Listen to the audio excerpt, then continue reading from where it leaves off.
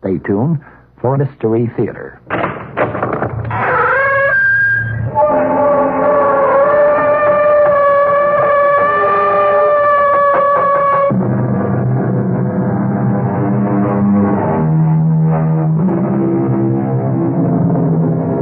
Come in. Welcome. I'm E.G. Marshall. The one place where all men meet sooner or later is the grave. It's the place where all roads end. That small model of the barren earth which serves as paste and cover to our bones. What happens then when two old friends meet beyond the grave? When one of them has been living under the threat of death by the other? A threat from the grave? A threat made in a crowded courtroom more than 20 years ago.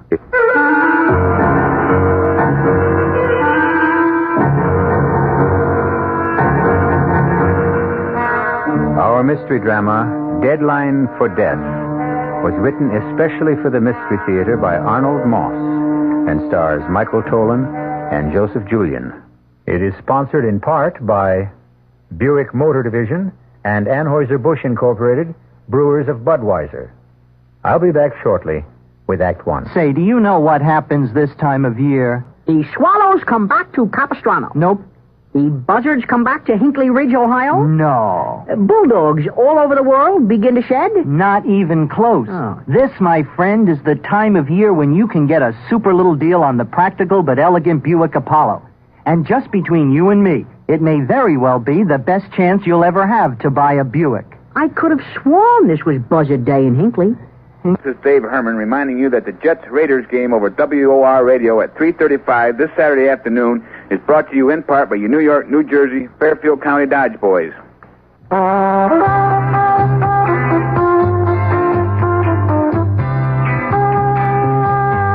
Suburban Savings in northern New Jersey would like to set you straight on savings. Straight off, Suburban offers you the highest interest allowed by law, a big 7.90% effective annual yield on Suburban's 7.50% savings certificates. And Suburban guarantees it from 4 to 10 years. Minimum $2,500. Federal regulations allow premature withdrawals on savings certificates, provided prescribed federal penalties are adhered to.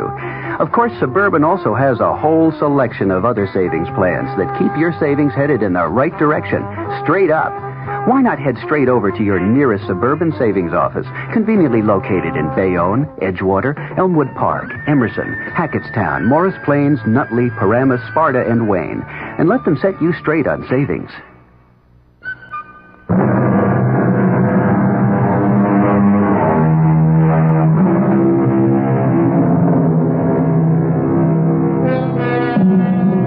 Was the threat Johnny Promise made some minutes ago an empty warning?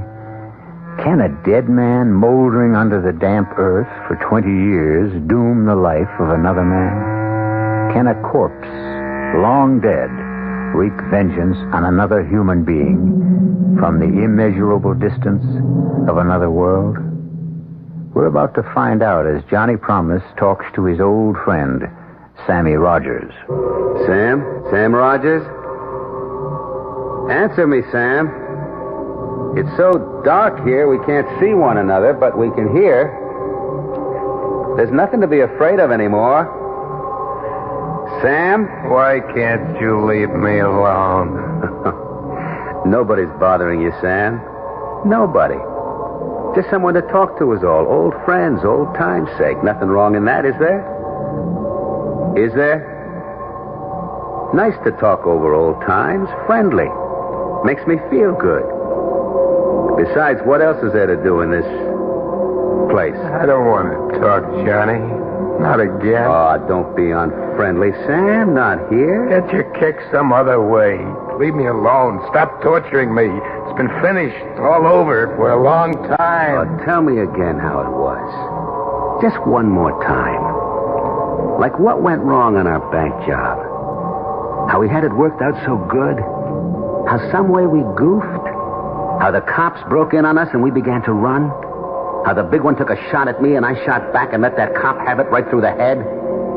How they all started to target in on me? How I called you for help? And how you ran away? And ran and ran and ran? You did manage to save your own little neck, didn't you? Tell it to me again, Sammy. You've heard it 1,000 times. I know, Sam, I know.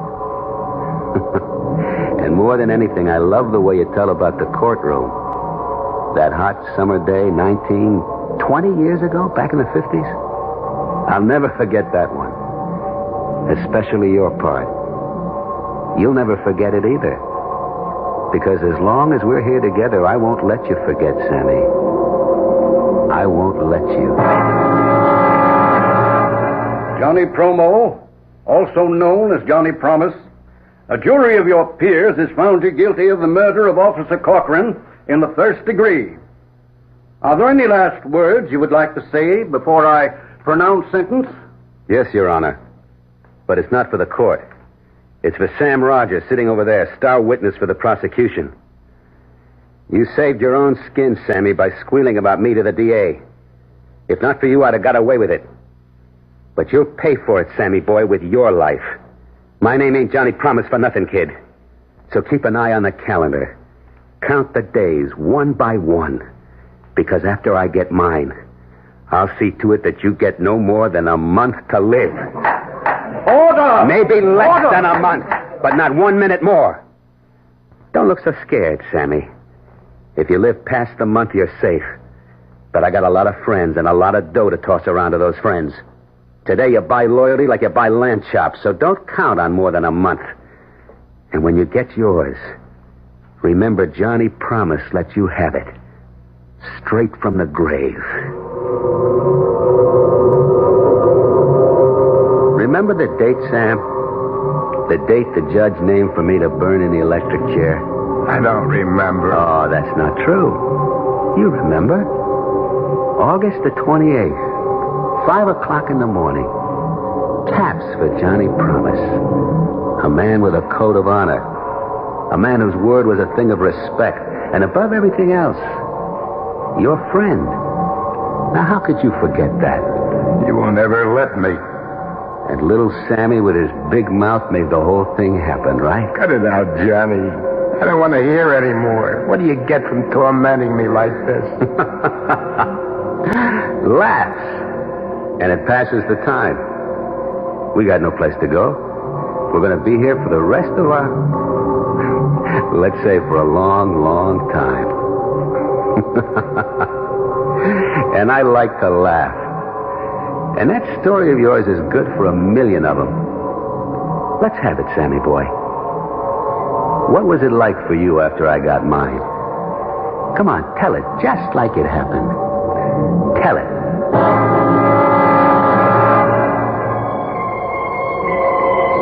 After the judge pronounced your sentence, I sat there in the courtroom like it was me he had sentenced. The cold sweat was pouring out of my body. I couldn't move. I could hardly breathe. All I could hear was your voice laughing and saying, a month to live. 1 month to live. I knew for sure that within the month after you burned, you'd see to it somehow that I got mine.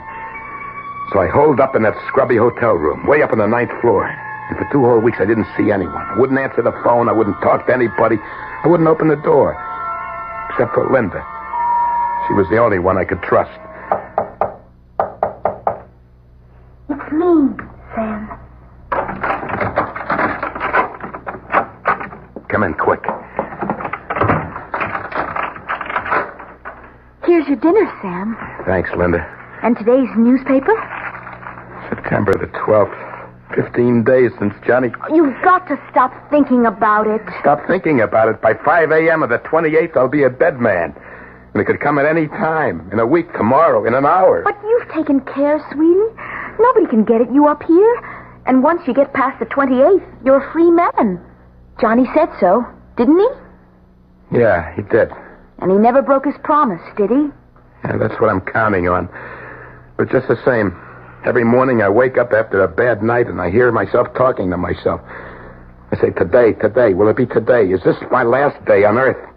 That's what's driving me crazy. Sam, you've got to find things to take your mind off of it.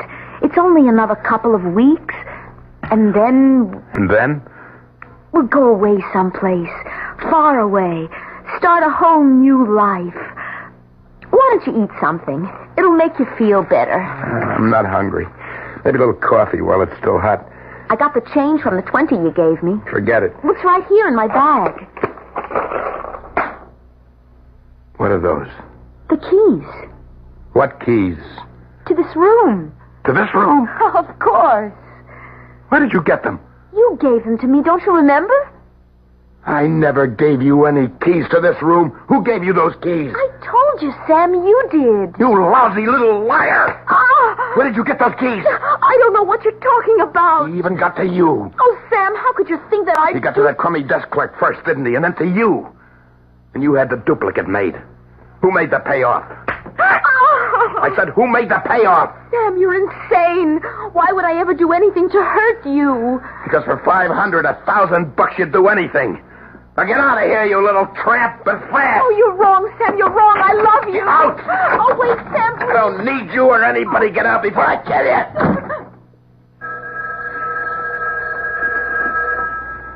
It was the house phone. Not my private line with the unlisted number. Only 2 people ever knew that number. You, Johnny, and Linda.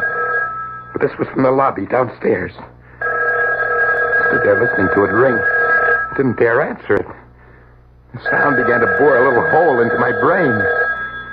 And finally, yeah, who is it? It's me, Sam. Linda. You. How could it be you? You just went out of the door. Where are you? In the lobby downstairs. I'm so glad you answered. How did you get down there so fast? Please, Sam, listen to me. I know how you felt about those keys, but you've got to trust me. Yeah, sure. But how did you get to the phone You've got to get hold of yourself. Why don't you have the locks changed on your door? Why? For what reason? Call in a locksmith. Somebody who never heard of you, of me, of Johnny, anybody we know. Let him change the locks and give the keys only to you. One of a kind for each lock. No duplicates. Do that, Sam. Please. You know I'd never do anything to hurt you. Yeah, sure, sweetie. That's a good idea. I don't know what got into me. What made me think that you... I'm sorry, Linda, for everything. You call a locksmith, yes? First thing in the morning. I'll be seeing you, Sam. Huh? Oh, yeah, Linda. Right.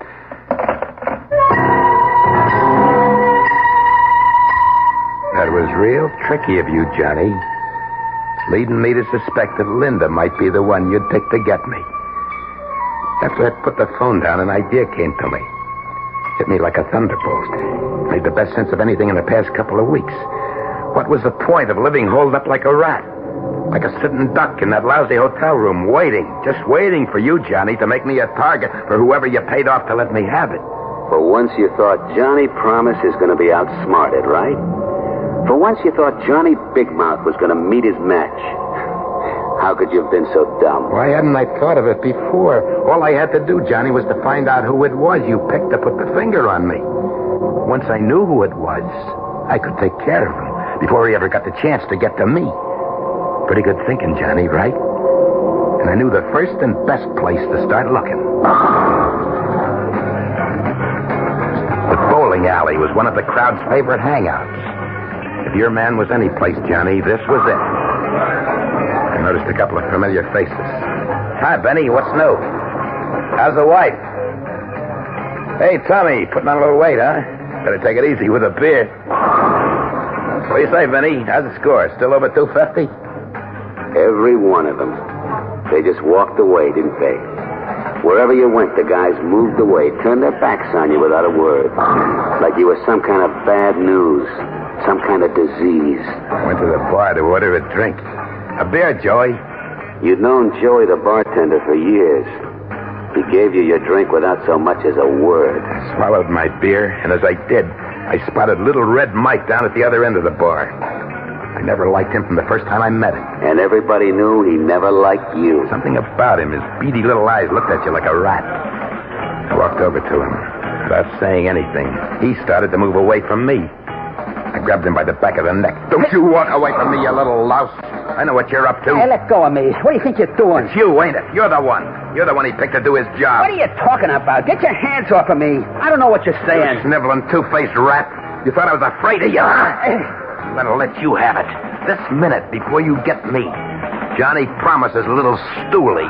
Keep your hands where they are, Mike. Hey, you're crazy, Sam. Johnny's dead. Put that gun down. Please. I don't know what you're thinking, but you're making a big mistake. Would a smart cookie like Johnny ever pick somebody like me to do what you're thinking?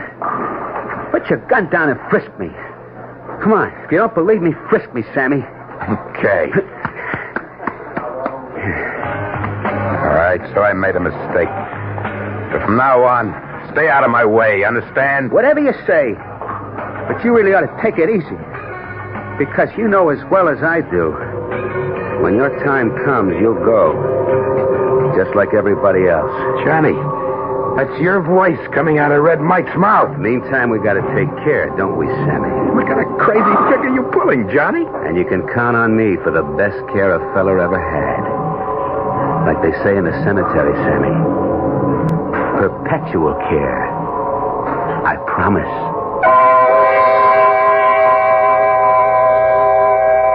There's a delicate little mechanism inside the heads of all of us. When you're threatened by an overpowering fear, for example, whatever or whoever is the cause of that fear turns the little machine on. And wherever you go, you see that person. Hear his voice, feel his touch. Like what's happening to Sammy, right? Just how far and to what ends will the little machine drive Sam Rogers? We'll find out shortly when we return with Act 2. Hey, Mom, what's for dinner? Hey, Mom, what you got? Your ShopRite supermarket has a what's for dinner idea the family will love. Choice grade boneless beef roast, bottom round or shoulder, just $1.29 a pound. Put a few in your freezer at this low price. Other ShopRite values this week include sweet honeydew melons, just 69 cents each. Minute Maid orange juice, Court Gardens, 3 for $1. Armour Franks, 1 pound package, 79 cents.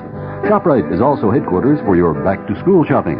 So visit your ShopRite and save at ShopRite.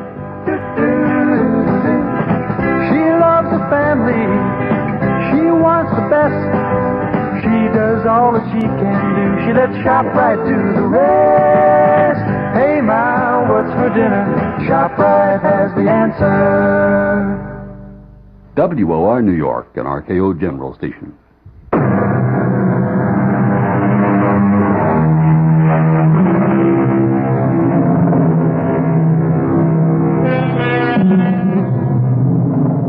One of the great mysteries is time. It often happens that time seems never to move forward, when the minutes are suspended in some terrifying space and refuse to move. And then there is that silent, never-resting thing called time that rolls on, rushes along, swift as an ocean tide, on which we and the whole universe ride. For Sam Rogers, time was beginning to take on a new meaning. The end of the month was getting closer and closer. The days were racing by. Every night I shut my eyes to try to get just a couple of hours sleep. I kept myself awake thinking. What were you thinking, Sammy? Tell me. That I had to find the guy you picked. The guy that was going to let me have it. I kept telling myself, get to him before he gets to you, and there'll be nothing to worry about. Sooner or later, I had to find him. Once you made your mind up about that, you began to feel a whole lot better. Yeah, I began to live almost a normal life again. Like the day I went to the custom shop to get fitted for a couple of new suits. I congratulate you on your choice of materials. The silver mohair and silk will make up into a perfectly lovely suit. And so will the tweed. And don't forget the extra padding on the shoulders. Well, if you'll forgive me, it's the natural look this year. The real look of the 50s. No padding. Extra padding on the shoulders. Well, of course, as you wish. I wish. Certainly, sir. Now, if you'll just stand still for a moment while I drape this material over your shoulder. Hey, what do you think you're doing? Hey, let go of my arm, Put that please. scissors down. Drop it, I tell you. Drop it. All I was trying to do, sir... I know what you were trying to do. Well, I'm very sorry, sir. Very sorry. I assure you it won't happen again. But you see, Sammy, you got to realize it could be anybody. Anybody at all. It was happening again. The tailor was standing there in front of me, right in the middle of a sentence. It was your voice that was coming out of him. Your words. Then there was that day in Luigi's barber shop. I hadn't been to the barber in weeks. Luigi had been my barber for 15 years. There was one guy in the world I could trust. It was him. That's what the guy on the radio says, Sam. If we get the same kind of heat tomorrow like we had today, it's going to set some kind of record. Imagine. The end of September, 96 degrees. Yeah, that's what they call real Indian summer. If it don't cool off, Sam, they can give this summer back to the Indians. You understand? I sweated out every stroke of that sharp razor. While Luigi went droning on about the weather, I held my breath, thinking, he may be my friend.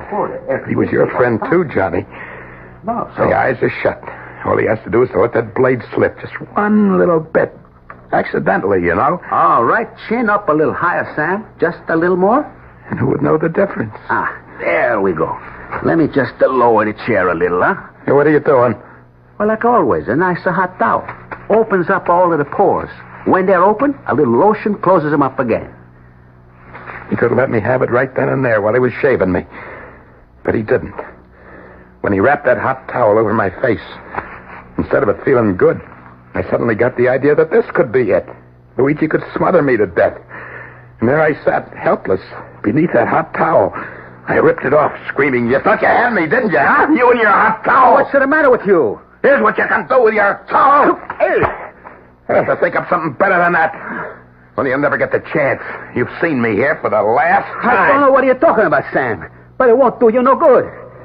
Getting excited this way. It was your voice again, Johnny. You gotta learn to calm down. Take things easy. Listen to me, Sam. Easy does it.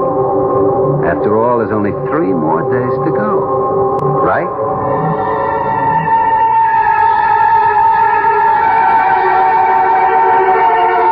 I raced all the way back to my hotel. I got to my room, I opened the door, and I slammed it shut. Oh, my lungs were bursting. I sucked in whatever air I could in big gulps. There was a sharp pain in the middle of my chest, like a knife sticking right into me. But I was safe. Nobody could get at me here. Never mind that idiotic idea of trying to find out who was supposed to put the finger on me. Just sit it out. Sit it out. Right here. Right here, I told myself. Play it safe. But when I looked around the room, I knew that I was not safe. Even here. There was a peculiar feeling about the place. You couldn't say exactly what it was until you looked to see what time it was. And then I saw that my little electric clock on the dresser was turned around with its face to the wall. And it was unplugged. In the bathroom, there was broken glass sitting in the sink. Somebody had been there, that's for sure.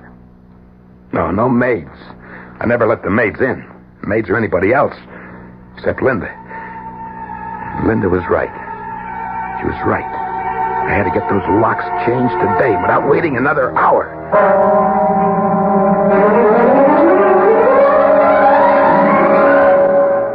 Well, yes, sir, they may cost you a little more, but you know, you got the best and safest locks American ingenuity can devise. Well, this makes me feel a whole lot better. Now, when you turn the key, this pin tumbler drops right down into the holes that are waiting for them. Uh-huh. And there you are, safe and sound. Now you should have real peace of mind. Thank you very much. And here are your keys, one for each lock. No duplicates, just like you ordered on the phone. Good, that's fine. Take my advice, sir.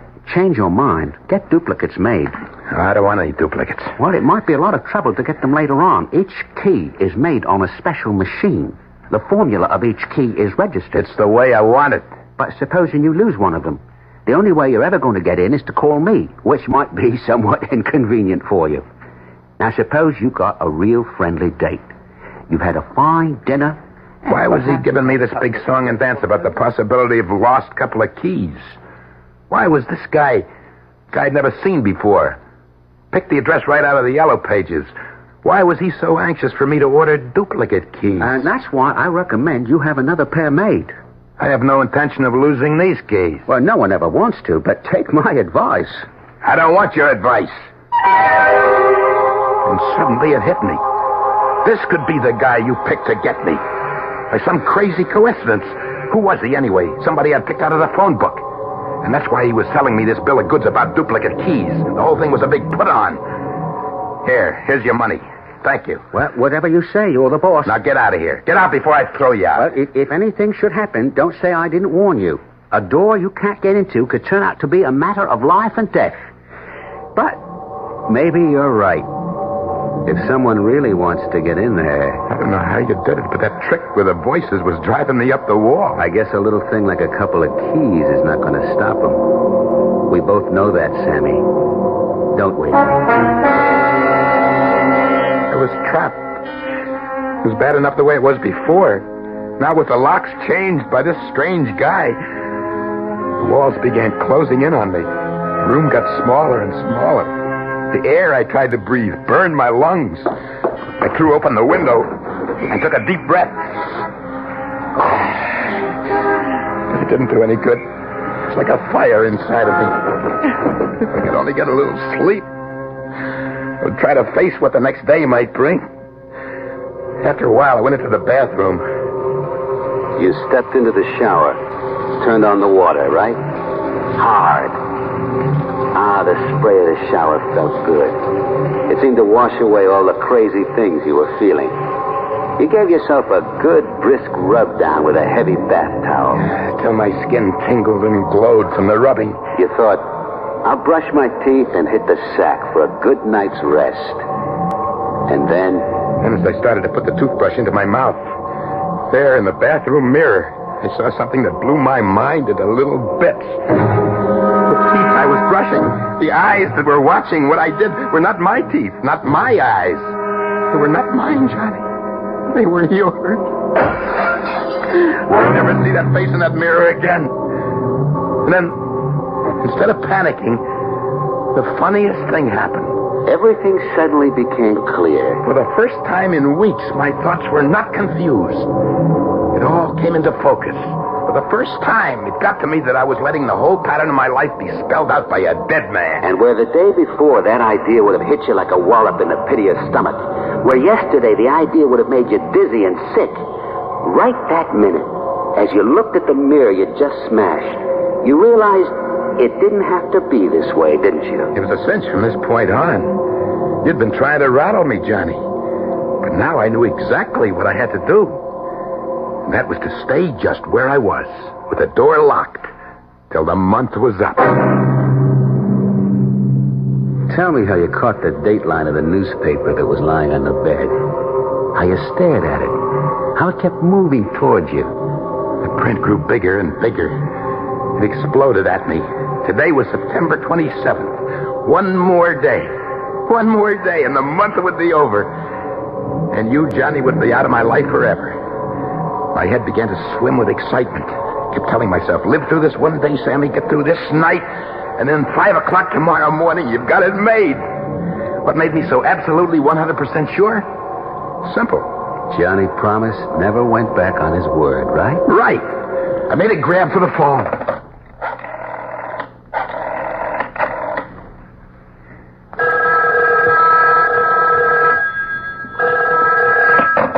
Front desk, can I help you? What time is it? Exactly. Exactly 11:15 p.m. You sure? I just checked it with the radio. I'll set my clock. It stopped. And today's the 27th? It'll be the 28th and 3/4 of an hour at midnight. And don't forget... Thank you very much. By the way, the young lady just came in. She's standing here at the desk. She'd like to talk to you. What young lady? Oh, your young lady. Put her on. How are you feeling, Sam? It couldn't be better. A couple hours more and it'll all be over. What are you doing down there in the lobby? I thought I'd be close in case you needed anything. Well, why don't you get us a couple of hamburgers and coffee? Right away. See you soon. He's feeling great, he says. Well, that's nice for a change. He's sure that in only a few hours he'll be a free man again. Poor guy. Why don't you tell him? I couldn't. I don't know what he'd do if he knew. Anyway, he'd never believe me. It might be the best way. Tell him the truth. How could I tell him that he's a very sick man? That his whole sense of time is mixed up, confused. That he doesn't know one day from another. In the state he's in, how could I possibly tell him that Johnny Promise actually went to the electric chair almost 3 years ago?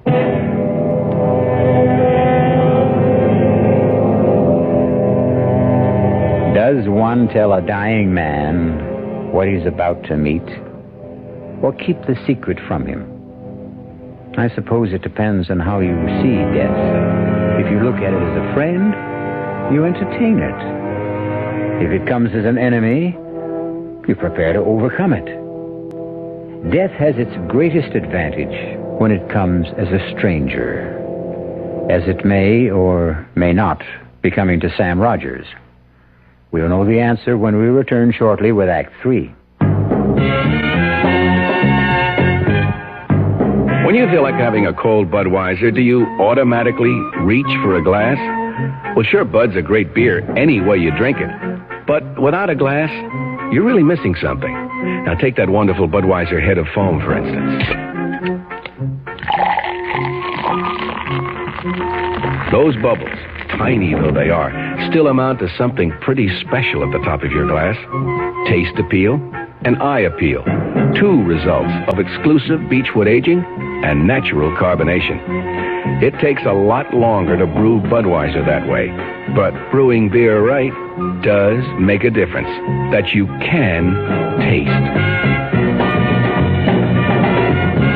That's why, when you say Budweiser, you've really said it all. Anheuser-Busch, St. Louis. Hi, Dave Herman here, reminding you that my analysis of this Saturday afternoon's Jets-Raiders game at 3:35 over WOR is brought to you in part by your local Chevron dealers. Can't get to sleep? You're not alone. An estimated 20 million Americans occasionally suffer from some form of sleep disturbance. Just a sleeping aid may not be the answer, but there is a simple get-to-sleep system that may prove successful. Try Compose. Compose relaxes you, enables you to sleep. Don't take it as you would some sleeping aids right at bedtime. Take it earlier so you can fall asleep more naturally. Take Compose before you get ready to go to bed. Let Compose help you unwind, quiet you down. At bedtime, you fall asleep more naturally. Does it work? Judge for yourself. Take as directed. Compose is so gentle we think of it as slowly throwing the sleep switch. Unconditional money-back guarantee. Just send unused tablets to the Compose people. Try Compose early tonight. Then at bedtime, fall asleep more naturally as Compose gently throws the sleep switch. Compose. C-O-M-P-O-Z. Compose. Well, good evening, Mystery Theater fans. This is Gene Shepard, and we're sitting here having a very friendly roundtable discussion with many of our listeners who gather nightly here at the 710 spot on the dial. And if you'd like to join our little evening gatherings, I'm on every night at, let's see, it's 9:15 now. 9:15. You write that down and make sure that you bring all the things you need to be prepared for a fantastic evening. I'm on every night from 9:15 until 10. Join our little group some night. We sit around and discuss the world and enjoy life and walk around in the weeds and just be people. 9:15 on WOR.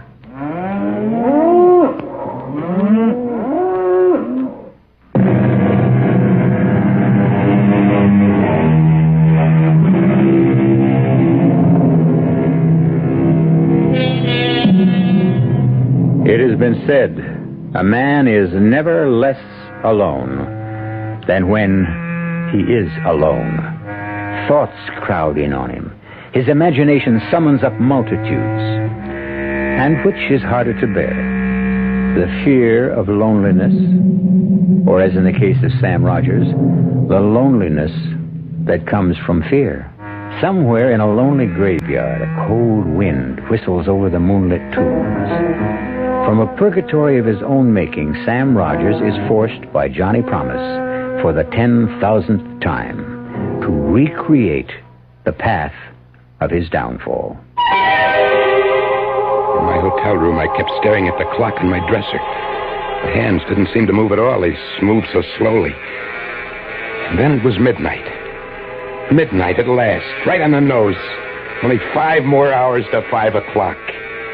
That was when you got yours, Johnny. 5 a.m. And here I was, just 5 hours short of the deadline you'd set for me. 5 hours, 5 years. My blood went cold. Little bumps on the back of my neck. My throat scratchy and dry. I wasn't about to fall for any more of your tricks, Johnny. Smart boy. You sat there on the bed waiting. You weren't going to answer. The knocking kept on louder and louder with more and more force. You sat so still the muscles in your back and legs began to stiffen and ache. There was a dull pounding at the base of your skull. Finally, you saw the sheet of paper come sliding under the door. 4 words written in red with what seemed to be lipstick. It's me, Linda. Open. Carefully, quietly, I got off the bed, went to the door, and I whispered, "Who is it?" It's me. Open the door. Did you forget? The hamburgers and the coffee? Get in, quick. Are you all right? Fine. Here's your coffee. Light, the way you like it. And no sugar? No sugar. The rare hamburger is yours. In less than 5 hours, Linda, we're going to leave this town for good. I never want to see it again. We'll start all over again, fresh. Maybe Alaska or Mexico. Whatever you say, Sam. We talked of our plans for the future, where we might go, what we'd do, the family we'd raise, pushing all other thoughts right out of our heads. It was exciting and beautiful. I looked at the clock again. Where had the time gone? It was 4:45.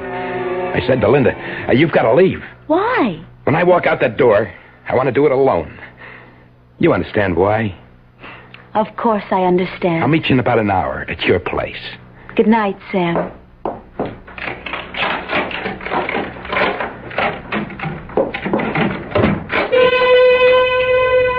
The next time I looked at the clock, it was a couple of minutes past 5. The time had come at last.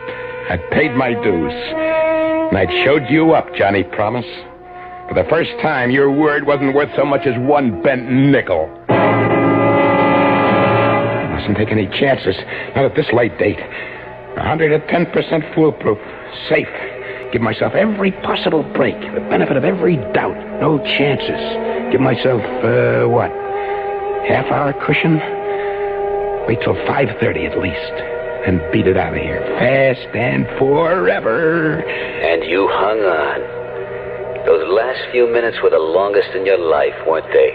Finally, that big hand on the clock dropped down to the 6. It was 5:30. A half hour past the deadline I'd set for you. So you took a deep breath and you screamed. You lost, Johnny, you lost. Sammy outsmarted you. So rot away in your grave, bit by bit, piece by piece. Because I'm alive, Johnny, and I'm going to stay alive. But you, my friend, are dead. As dead as yesterday. 5:40, 20 minutes to 6. I turned the keys. First in one lock, then the other. I flung open the door. I ran down the hallway, rang for the elevator. When I got to my floor, the door opened. I took one last look behind me and got into the elevator car. But then you thought, the elevator man, can I trust him? Was he dependable? Could he possibly? No, that's all over and done with. I don't have to be afraid of anybody, not anymore. You had your bad dream. You were finished with waking up in the middle of the night in a cold sweat. The nightmare was over. The only thing that was real was that you were alive and breathing. What happened when the car reached the lobby floor? I rushed past the front desk out into the street. There was a chill, penetrating drizzle. It was still dark. The promise of a new day was doing its best to break through in the east. For the first time in I don't know how long, I felt able to slow down. I started walking in the direction of Linda's place. Slow, with a sure, firm step. The streets were deserted. It figures. A Sunday morning, 5:45. Wonderful feeling, wasn't it? Like the whole city belonged to you and you alone. That's right. The buildings took on a look of friendliness, like I'd never seen them before. The traffic lights were changing from red to green, then back from green to red, but there was no traffic. Like a ghost city, abandoned. And my own footsteps echoed behind me as I walked. Was it my imagination? I thought I heard two pair of footsteps following mine. But you didn't have the guts to turn around and look back. For a minute, you thought maybe they were your own footsteps echoing down those narrow streets. I stopped. They stopped. I started to walk. They started. I got to a corner and quickly turned into the other street. Out of the corner of my eye, I saw two men. It wasn't light enough to make out their faces. They weren't saying a word. They just seemed to have their minds on one thing, to keep me in their sight, no matter where I went. My heart stopped. There they were, less than 50 feet behind me. Following.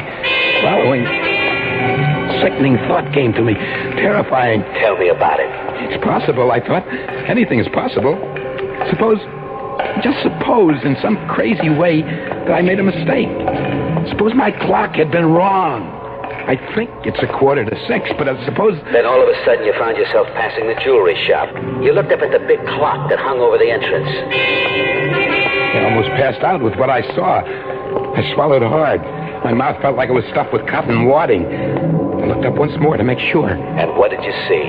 The clock said 5:15. 5:15, not 6. Something was wrong, wasn't it? The whole thing was like crazy. How could it be? And those two faceless men were still there following you. There was a bank on the opposite corner. I raced across to look at the clock outside the bank. I couldn't believe what I saw. That clock, too, said 5:15. Then I began running. I didn't know where. Didn't care. Those clocks, for some insane reason, were right, and I was wrong. Then I still owed you 15 minutes, Johnny. You still had 15 minutes to get me. And those two men following me. It can't be, I told myself. Those clocks are both crazy. It's 5:45. It has to be. You checked and double-checked. And then something like a heavy sledgehammer hit you right between the eyes. Sammy, you stupid, ignorant dummy, you said to yourself. How could you be so blind? How could you have missed it? That's what the desk clerk was trying to tell you. It was the last Sunday in September. In those days, daylight savings time ended at 2 o'clock in the morning. The last Sunday in September. Of course. And those clocks had all been turned back 1 hour. Only I forgot to turn my clock back. It is 5:15. It's 5, not 6. You crazy fool. You thick-skulled, brainless imbecile. You deserve to die. Now we're getting to the best part, ain't we, Sammy? You began to walk, right? Slow at first, then a little faster. Finally breaking into a run. Whenever you got to a corner, you turned. When you saw an alley, you ran into it. When there was a fence, you vaulted over it. Then out into the streets again. But no matter what you did, wherever you went, those same two characters stuck to your tail. You couldn't shake them. They stuck right behind me, always the same 50 feet away. I kept running until I thought my sides would burst. And then way off in the distance, I heard the deep-throated bongs of a church bell striking the hour. I stopped running. I waited. I counted. 3, 4, 5. Come on, 6. Come on, 6. That was it, Sammy boy. You doubled up and fell to the pavement. You never got to the count of 6, because there wasn't any 6. You dropped right there where you were standing, right? Your body crumpled up like a little rag doll. It was all over, just like I promised. Except for one thing. One little thing. Remember, Sammy? I remember. Tell me how it was, Sammy. I dropped, like you said. And then? The two men rushed up. One of them felt my pulse, and the other my heart. And there was no pulse. There was no heartbeat. I was dead. Go on, Sam.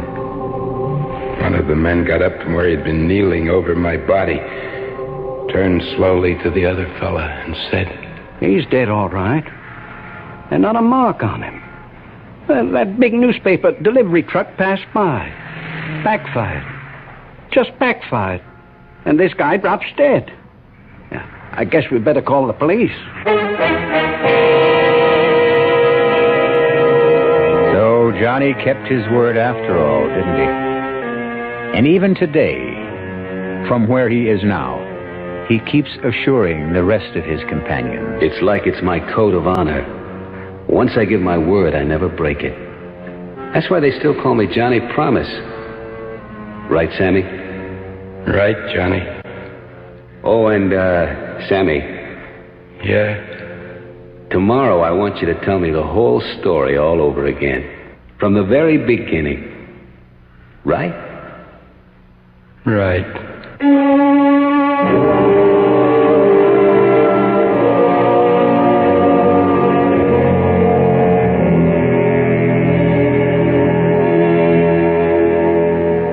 I'll be back shortly.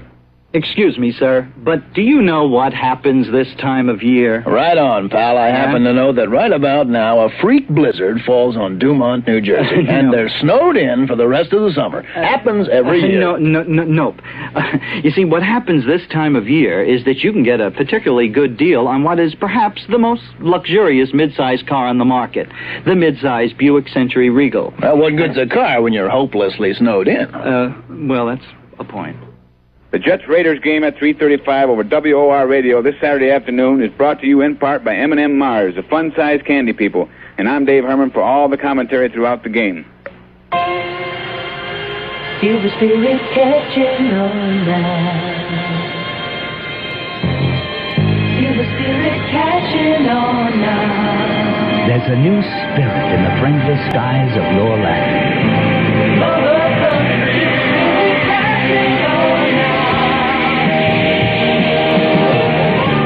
United Airlines has a bright new look with new colors, a new symbol, and it goes deeper than that. There's a mood you can sense in our people, a spirit you can catch, the spirit of friendship service. You can feel it growing everywhere you go. Come share the spirit of friendship service. It's catching. The friendly skies of your land. Your spirit catching on now.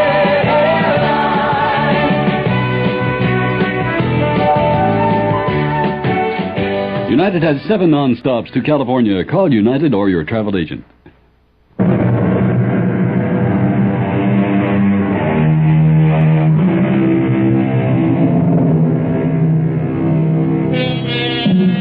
You may recall that Johnny had promised he was going to give Sammy the best of care.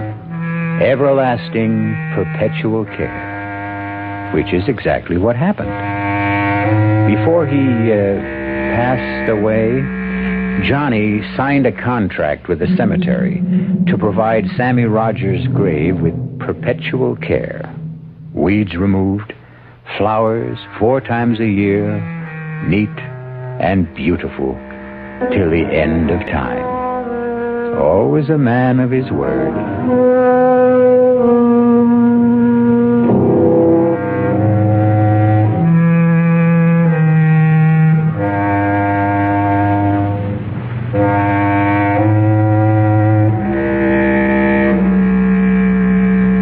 Our cast included Joseph Julian, Michael Tolan, June Gable, and Guy Rep.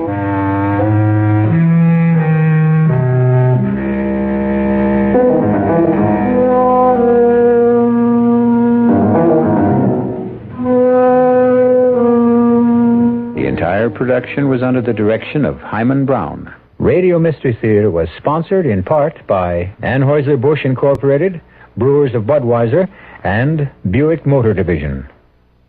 This is E.G. Marshall inviting you to return to our Mystery Theater for another adventure in the macabre. Until next time, pleasant dreams.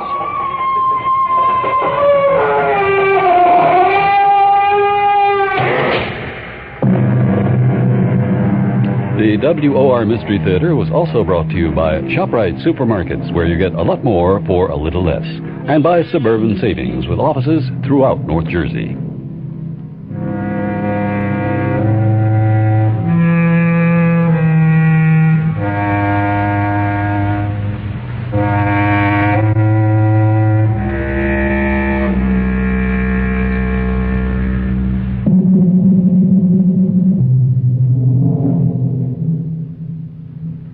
The preceding Mystery Theater program was furnished by the CBS Radio Network. I'm Fulton Lewis in the Mutual Broadcasting System studios in Washington, D.C. Now, my commentary. President Ford said today that he wants the American people to get the unvarnished truth about inflation, and they are sick and tired of having politics played with their pocketbooks.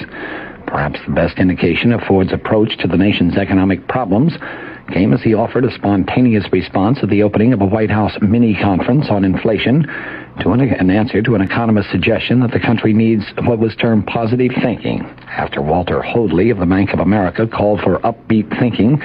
To counter a lack of confidence in the future, President Ford volunteered the opinion that Americans cannot indulge in positive thinking unless they first have the truth. Saying that he wanted the unvarnished truth on the table at the meeting, the president said that he was confident the people would respond positively if they got that truth. At the first of what are planned to be a dozen sessions leading up to a September 27th and 28th major summit conference on inflation, a consensus seemed to emerge among economic experts that a depression is unlikely to develop, but that output is apt to be flat, sluggish, or even down a bit over the next 18 months. A sizable number of conference participants representing business, finance, labor, and the academic profession, all of them professional economists, also called for a gradual easing of the Federal Reserve Board's tight money policy that has produced record-high interest rates.